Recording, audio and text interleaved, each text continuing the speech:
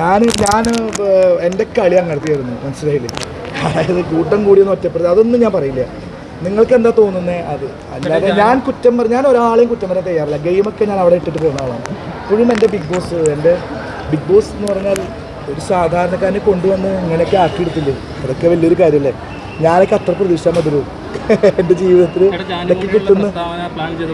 അല്ലല്ലല്ല, അതൊക്കെ ഒരു ഗെയിമിൻ്റെ ഒരു പ്ലാൻ ചെയ്ത് പറയാൻ മാത്രമൊന്നുമല്ല. അവിടെ നമ്മുടെ അടുത്ത് ഓരോന്ന് വരുമ്പോൾ നമ്മൾ തിരിച്ച് ഞങ്ങൾക്ക് ഭയങ്കര സൗഹൃദത്തിലാണ്. ഞാൻ വരുമ്പോൾ കണ്ടില്ല എല്ലാവരുമായിട്ടും എനിക്ക് ഒന്നും പറയാൻ പറ്റില്ല. എല്ലാവരുമായിട്ടും ഞാൻ സൗഹൃദത്തിലാണ്. ഗെയിം ഞാൻ അവിടെ കളഞ്ഞു പോകുന്നവനാണ്.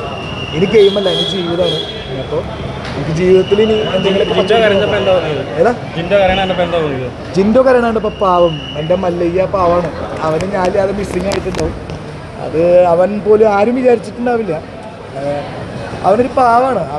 അവൻ ശുദ്ധനാണ്. അവൻ്റെ മനസ്സിൽ അവനൊരു കാര്യം പറഞ്ഞാൽ അത് പുറത്തേക്ക് അവന് അത് അങ്ങനെ അത്രയും പറയാൻ പറ്റുന്നില്ല. അതാണ് അവൻ്റെ ഏറ്റവും വലിയൊരു പ്രശ്നം. പക്ഷേ ഞാൻ ഓരോരുത്തരോടും ചെന്നിട്ട് അത് പറഞ്ഞു കൊടുത്തിട്ടുണ്ട്. അവൻ മനസ്സിൽ പറയുന്നതല്ല പുറത്തേക്ക് പറയുന്നത്. അവനൊരു പാവമാണ്. അവൻ നിങ്ങൾക്കൊക്കെ തോന്നിയില്ലേ, ഞാനൊരു പാവത്തിന് തന്നെയാണ് പാവം എന്ന് പറയുന്നത്, അല്ലാതെ ഒരു ക്രൂരനല്ല പാവം പറയുന്നത്. അവൻ ആ മല്ലനായിട്ട് ശരീരം മാത്രമല്ല, പഞ്ചപാവന. അവനാണ് എനിക്ക് വേണ്ടിയിട്ട് അവിടെ സംസാരിച്ചു എന്നൊക്കെ പറഞ്ഞു. ചേട്ടൻ പറഞ്ഞു എന്നെ മുട്ടുകൂട്ടി നിന്ന് സംസാരിച്ചു എന്നൊക്കെ പറഞ്ഞു. അതിൻ്റെ കാര്യം എന്താണ്, ഞാൻ അവനവിടെ പുറത്ത് കിടന്നപ്പോൾ ഞാനും പുറത്ത് കിടന്ന ഒരാളാണ്. അത് അങ്ങനെയല്ല. അതിപ്പോൾ അവൻ പുറത്ത് കിടന്ന കാരണം നമുക്കും പുറത്ത് കിടക്കണം അങ്ങനെ വിചാരിച്ചില്ല. അതൊരു ഫ്രണ്ട്ഷിപ്പിൻ്റെ ഭാഗമാണ്. അത് എനിക്ക് മല്ലയ്യനെ എനിക്ക് പരിചയമൊന്നുമില്ല. ജിൻഡോനെ എനിക്ക് അവിടെ ചെന്നിട്ടുള്ള പരിചയമാണ്. അവസാനം ജയിലിൽ കിടന്നില്ലേ, ആ സീക്വൻസ് ഇഷ്ടപ്പെട്ടില്ലേ നിങ്ങൾക്ക് എല്ലാവർക്കും? ആ ജയിലിൽ കിടന്നോട് കൂടിയിട്ട് ഒരു ബുദ്ധിയും ശക്തിയും ഒന്നിച്ചാൽ എങ്ങനെ ഇരിക്കും, അതേപോലത്തെ ആയിരുന്നു. കളി വേറെ ലെവലിൽ മാറ്റി പിടിക്കേണ്ട കാര്യങ്ങളായിരുന്നു.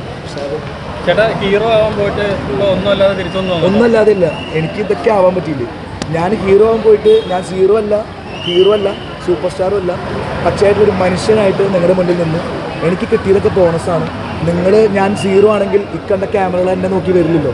ഞാൻ എന്തെങ്കിലുമൊക്കെ ആയ കാരണമല്ലേ. ഇയാളുടെ പേരെന്ന് അജീഷ്. നിങ്ങളെല്ലാവരും ഞാൻ എന്തെങ്കിലുമൊക്കെ ആയ കാരണമാണല്ലോ.